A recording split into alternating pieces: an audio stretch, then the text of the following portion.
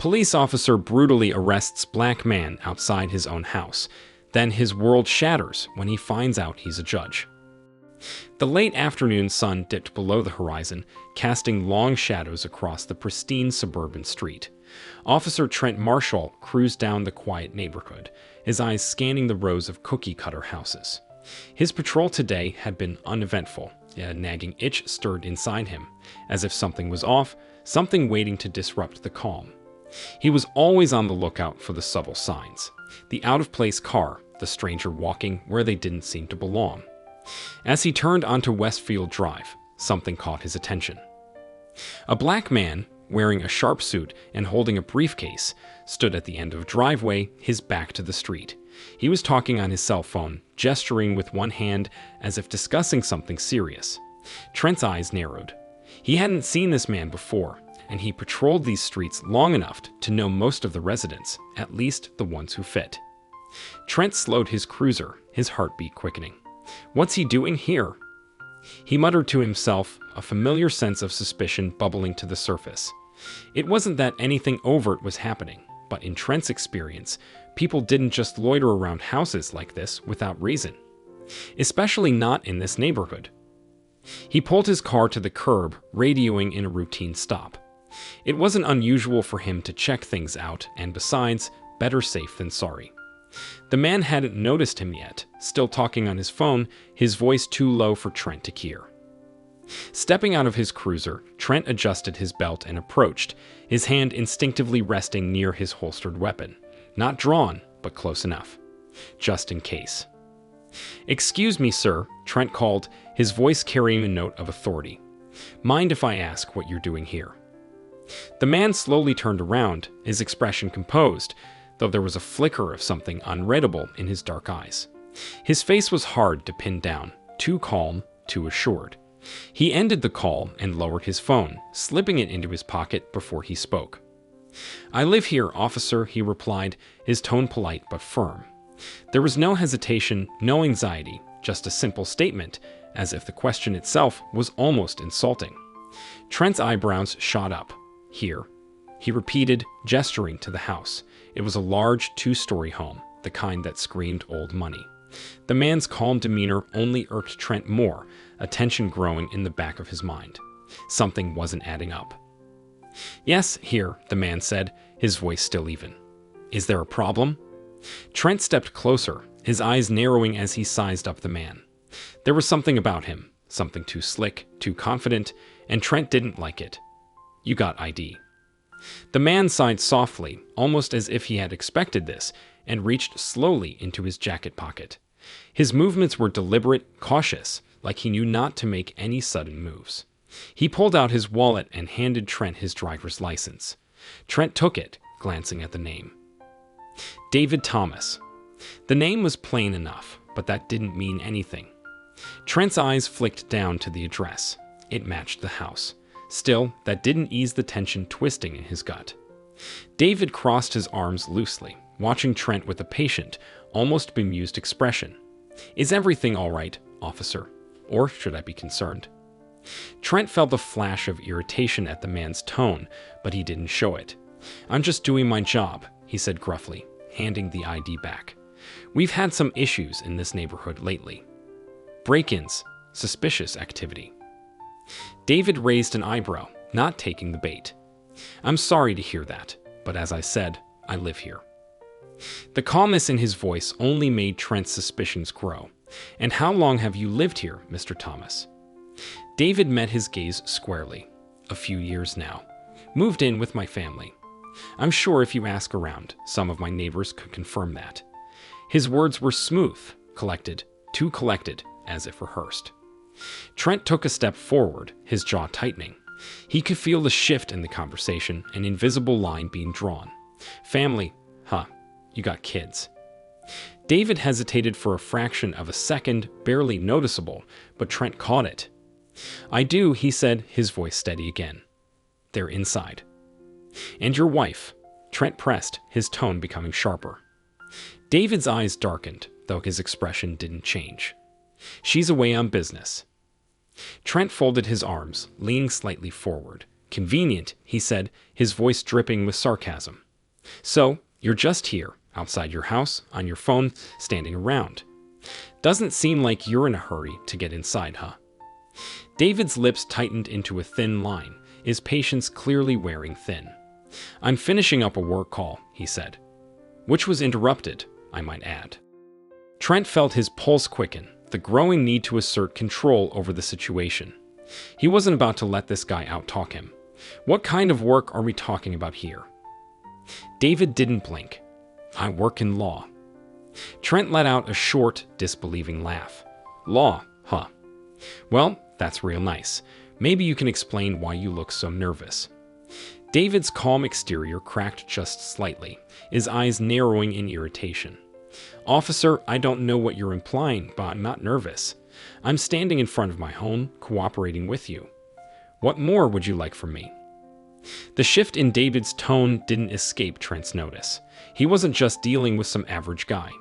This man knew how to handle himself, how to talk back without stepping over the line, but there was an edge to his words now. A challenge. Mind opening that briefcase? Trent asked, his eyes flicking to the leather case David had been holding the whole time. David's expression hardened. It's private, officer. I'm not carrying anything illegal if that's what you're suggesting. Trent's hand hovered over his belt, his instincts screaming at him to push harder. He leaned in slightly, his voice low, confrontational. If you've got nothing to hide, you won't mind showing me what's inside. For a moment, the air between them was charged, neither man willing to back down. David stared at Trent, his face a mask of frustration. Are you really doing this? David's voice was quieter now, though no less firm. I've shown you my ID, told you where I live, and answered your questions. What more do you need? Trent's jaw clenched, his authority slipping through his fingers. He hated how this man was looking at him, like Trent was the one in the wrong. I need to know everything's on the level, Trent snapped. If you've got nothing to hide, open it. David took a deep breath, his composure fraying at the edges. Officer, unless you have probable cause or a warrant, I don't have to open this briefcase. You know that. The words hung in the air between them, a legal challenge that made Trent's blood boil. Who does this guy think he is? Throwing the law in my face like he's above it. You want to play that game? Trent growled, stepping forward, his voice low and threatening. Fine. Turn around, hands behind your back. David's eyes widened in disbelief, his calm demeanor shattered by the sudden escalation. What? Are you serious? I haven't done anything wrong. Turn around, Trent ordered again, his voice louder, more commanding, or I'll make you. For a moment, David stood frozen, his face a mix of frustration and something else. Betrayal, perhaps. But slowly he turned, his hands moving behind his back. This is a mistake, David said through gritted teeth. You're making a big mistake. But Trent wasn't listening anymore. He was in control now, snapping the cuffs onto David's wrists with a cold, satisfying click. I'll be the judge of that, Trent muttered darkly, pushing David towards the cruiser. We'll sort this out at the station. The sun had dipped below the horizon now, and as Trent shoved David into the backseat, he could feel the weight of his authority settle back into place. He didn't notice the neighbors peeking out from their windows, whispering, watching. All he cared about was proving to himself, and to David, that no one was above the law. Certainly not here. The police station buzzed with the usual evening activity as Officer Trent Marshall guided David Thomas through the doors, one hand still gripping the man's arm, the weight of the handcuffs familiar and reassuring to Trent. This was how things were supposed to go. You caught a suspect, brought them in, and let the system work. But as they stepped inside, something strange happened. Heads turned. The usual low hum of conversation around the bullpen quieted as officers stopped mid-sentence, their eyes locked onto David. Trent noticed it immediately, officers standing straighter, lowering their voices, some even nodding in David's direction. A few murmurs rippled through the room, barely audible, but unmistakably respectful. Trent's stomach tightened. What the hell was going on? He glanced at David, who remained eerily calm, walking with an air of confidence that sent a shiver down Trent's spine. The man wasn't acting like someone who had just been arrested. No, he moved as if he was in control, as if he knew something Trent didn't. As they approached the central desk, Sheriff Greg Harper emerged from his office, his wide-brimmed hat in hand. The sheriff was a tall, imposing figure, his weathered face a mask of authority. He caught sight of David, and his eyes widened with immediate recognition. The change in his expression was instant and shocking. David. Harper's voice boomed across the room, filled with disbelief. What in God's name are you doing here in cuffs? Trent's breath caught in his throat. He looked from the sheriff to David, then back again, his mind racing. How does the sheriff know him? His heart hammered as a deep unease began to unfurl in his chest. The room seemed to grow smaller, the walls pressing in. Good evening, Greg, David replied, his tone unnervingly calm, as if they were old friends meeting by chance. He lifted his bound wrists slightly. Looks like Officer Marshall here had some concerns about my standing outside my own home. The sheriff's face darkened, his jaw tightening as he turned his piercing gaze toward Trent. Marshall, he growled, stepping forward with a kind of authority that made the air between them feel heavy. Do you know who this man is? Trent swallowed hard, sweat prickling the back of his neck. I thought he was acting suspicious, Sheriff. He was just standing there, outside a house in a neighborhood where we've had break-ins recently. He wouldn't. Suspicious? Harper cut him off, his voice rising in barely restrained anger. You arrested Judge David Thomas, one of the most respected judges in this county, because he was standing outside his own house.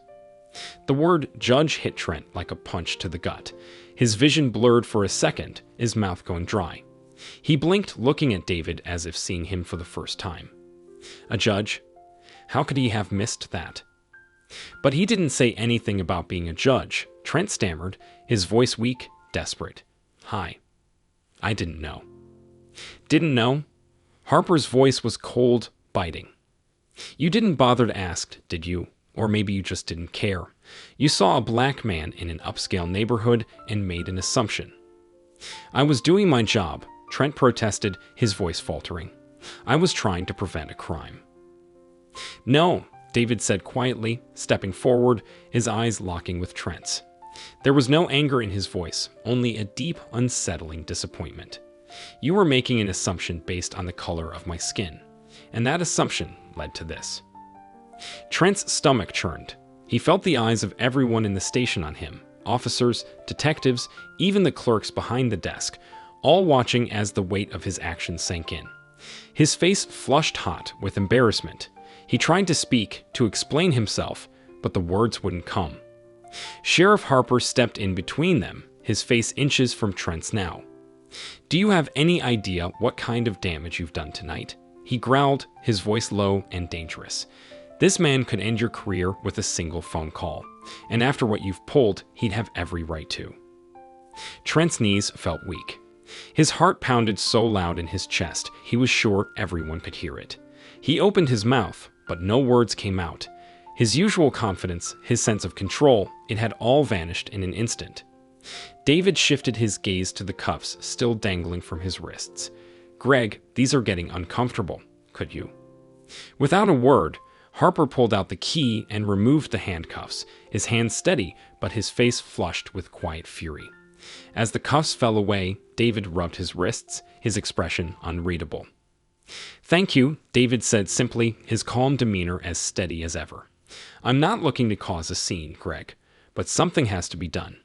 This kind of behavior, it can't go unchecked. I understand, Harper muttered, his voice tight. He turned back to Trent, who was now standing frozen, his mind racing with a mix of fear and shame. You've put us all in a terrible position, Marshall. You didn't just make a mistake. You abused your authority because you thought you had the right to. And now you're going to face the consequences. Trent felt the room spin, the weight of Harper's words crushing him. The sheriff's voice seemed far away, like he was hearing it underwater. His career, his reputation, everything he had built was crumbling before his eyes. Trent's voice was a rasp, barely audible. I didn't know. David stepped closer, His eyes locked onto Trent's with a look that was equal parts disappointment and pity. "Ignorance isn't an excuse, officer," David said quietly, his voice calm but cutting. "I've spent my entire career fighting for justice, for people who've been treated unfairly by the system. Tonight, I was just another one of them."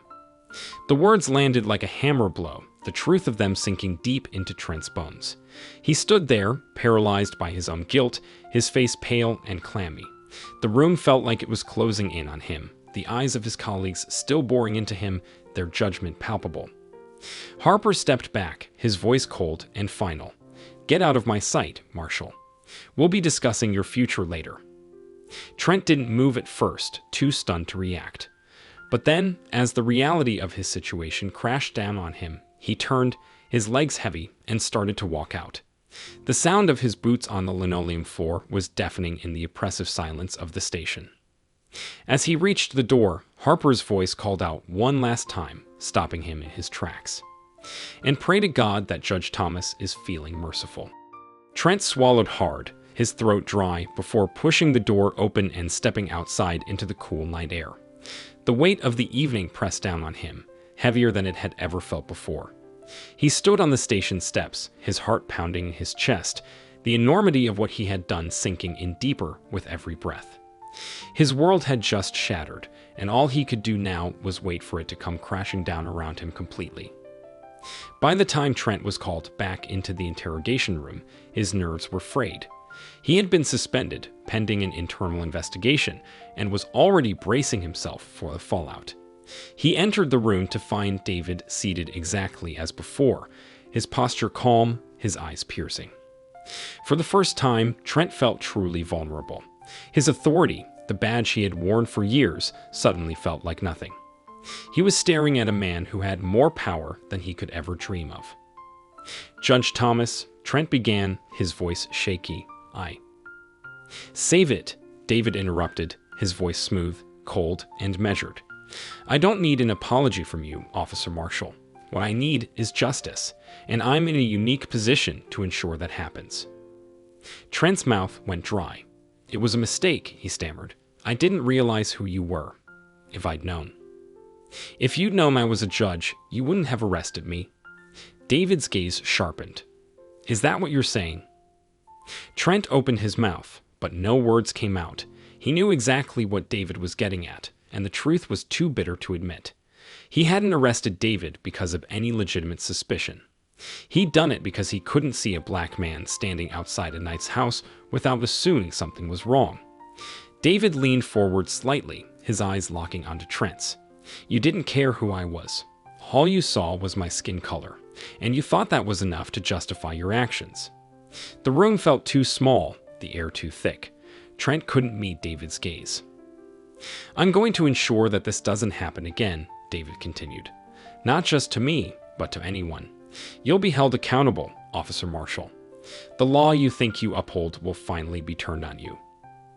The trial had come faster than Trent Marshall could have anticipated. He sat at the defendant's table, hands clenched tightly in his lap. The courtroom air was suffocating, thick with judgment and expectation. His throat was dry, the sound of the prosecutor's voice blending into a dull roar in his ears as the charges were laid out one by one. Asterisk excessive force, racial profiling, false arrest, asterisk. Each word felt like a sharp slap, but Trent kept his face blank, jaw tight, eyes fixed on the wood grain of the table in front of him. He wouldn't give them the satisfaction of seeing him break, not yet. Across the room, David Thomas sat silently in the front row. The judge's posture was as steady as ever, his expression unreadable. But his presence alone was a pressure that weighed down on Trent's chest. He glanced up only once, meeting David's gaze for a split second before quickly looking away. The walls of the courtroom seemed to close in tighter. Officer Marshall's actions were not just a mistake, the prosecutor continued, voice ringing with controlled fury. They were part of a broader pattern, a mindset that dehumanized a man based solely on the color of his skin. Trent shifted uncomfortably, his fingers twitching on the edge of the table. He felt eyes on him, every movement scrutinized, judged. He tugged at the collar of his shirt, swallowing hard as beads of sweat prickled at the back of his neck. His lawyer nudged him slightly, murmuring something meant to be comforting, but Trent barely heard him. The walls felt too close, the air too thick. Judge Larson, presiding over the case, glanced at him from the bench. "Do you have anything to say, Officer Marshall?" Trent's jaw clenched even tighter, his throat dry. He wanted to speak, wanted to justify what he'd done, but the words were stuck. His heart hammered, and his hands shook just enough for him to feel the tremor. He swallowed hard, his eyes darting toward David once more, who sat like a pillar of calm. Trent's mouth opened, then closed again. He couldn't force the words out, not with David's gaze, calm and heavy, bearing down on him. Silence filled the room, and Trent's face flushed with the heat of embarrassment. Judge Larson's expression remained stern, the weight of the courtroom pressing in on Trent's chest. "The jury has deliberated. Please rise for the verdict." The scraping of chairs echoed in the quiet room as Trent stood, his legs suddenly feeling weak. He could hear the blood rushing in his ears, his heart pounding faster, his stomach twisting into knots. The words he had feared were coming. His eyes flicked nervously to David again, hoping, desperate, for some kind of reprieve, but the man's face remained stone, his hands clasped together in his lap. "Guilty," the foreman said, his voice clear and unforgiving. The word rang out like a gunshot, echoing in Trent's mind.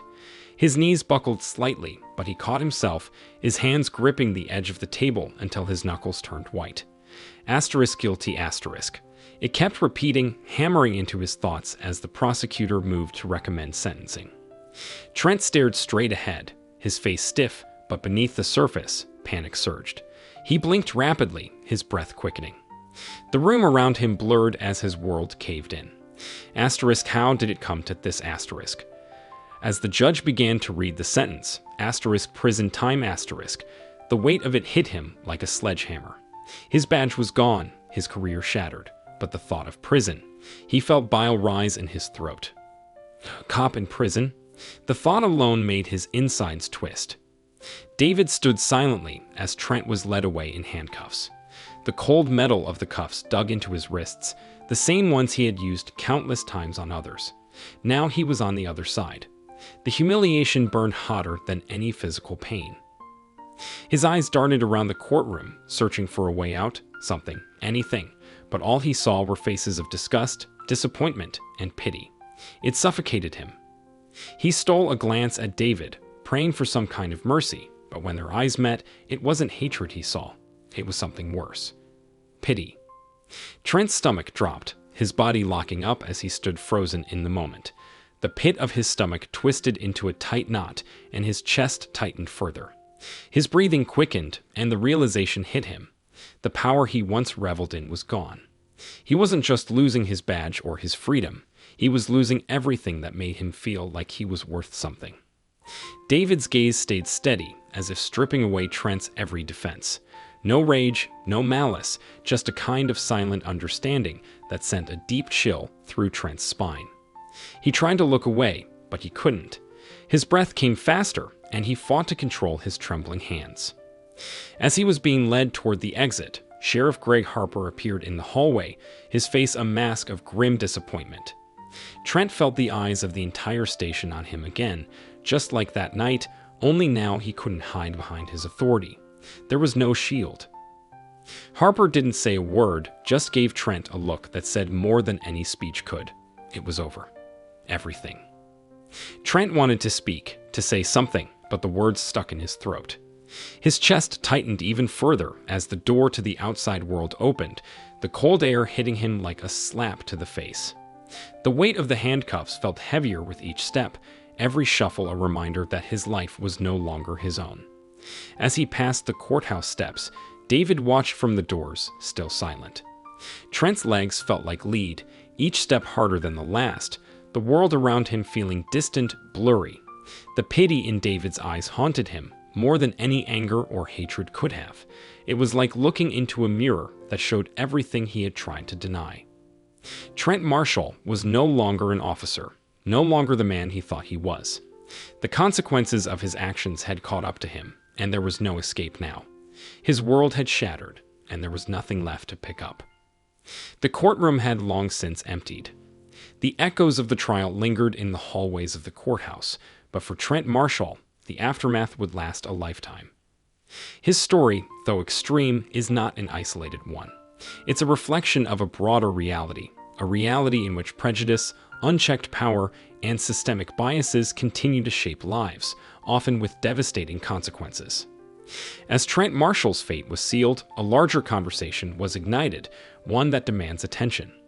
What happened to Trent was not just the downfall of a man who made terrible choices. It was a reminder of the deep flaws that persist within our systems of law enforcement and justice. These systems have the power to protect, but also the power to destroy when misused. But this story does not end with a single guilty verdict. Real justice is not just about punishing one individual, it's about transforming the systems that allow such abuses to happen in the first place. So, what can we do? How do we ensure that stories like this do not continue to repeat themselves? First, we must listen. Listen to the voices of those who have been marginalized, harassed, or mistreated. Their experiences are real, and their stories matter. Change starts with acknowledging the pain and injustice that has been inflicted on communities of color for generations. Second, we must educate. Understanding the history and root causes of systemic racism in law enforcement is essential. We cannot dismantle what we don't understand. There must be a commitment to learning, unlearning, and holding ourselves accountable for the biases we may carry, consciously or unconsciously. Third, we must act. The responsibility lies with all of us, not just with law enforcement, but with citizens, lawmakers, and community leaders. Advocate for reforms in policing, demand accountability and transparency, and support policies that aim to de-escalate rather than escalate. Push for training that emphasizes empathy, cultural understanding, and nonviolent conflict resolution. Finally, we must stand united. Justice is not a solitary fight. It requires collective effort. Communities need to come together across racial, social, and economic lines to create real, lasting change. Trent Marshall's story is a cautionary tale of the dangers of unchecked power and prejudice, but it can also be a turning point, a moment that galvanizes action and forces us to confront the uncomfortable truths within our institutions. The time for complacency is over. The time for change is now. We owe it to the future to ensure that no one else's life is shattered by the same forces that brought Trent down. We must build systems of justice that truly serve and protect everyone. The question is not if we can change, it's whether we have the will to.